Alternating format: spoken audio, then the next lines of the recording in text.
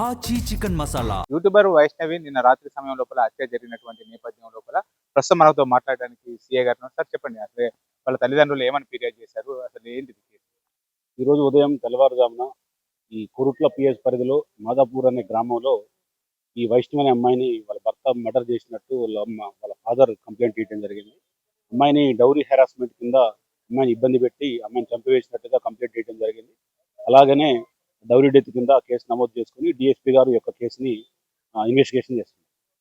అంటే వాళ్ళు చెప్తున్న దాని ప్రకారం హరిబాబు మీ ఆధీనం లోపల ఉన్నాడు, ఉదయం ఇంట్లో నుంచి బయటకు వెళ్ళొచ్చి నేరుగా పోలీస్ స్టేషన్కి వచ్చి లొంగిపోయాడు అంటున్నారు, నిజమే అంటారా? ఇంకా లేదండి, అమ్మాయిని మర్డర్ హత్య చేసిన తర్వాత అతను పరారీలో ఉన్నాడు. అతని కోసం కొన్ని ప్రత్యేక బృందాలు ఏర్పాటు చేయడం జరిగింది. సాధ్యమైన తొందరగా పట్టుకొని అతన్ని కోర్టులో ప్రొడ్యూస్ చేస్తారు. ఇప్పుడు వైష్ణవ్ సంబంధించినటువంటి వారు హరిబాబుతో పాటుగా వాళ్ళ తల్లిదండ్రుల మీద కూడా ఆరోపణలు చేస్తున్నారు. అంటే డౌరీ కేసు చాలా రోజుల నుంచి కూడా వరకట్నం అడుగుతున్నారు అన్నారు, అది ఫిర్యాదు లోపల పేరు. అది విచారణలో తేలిన తర్వాత వాళ్ళ మీద కూడా చట్ట ప్రకారం చర్యలు తీసుకోవడం జరుగుతుంది.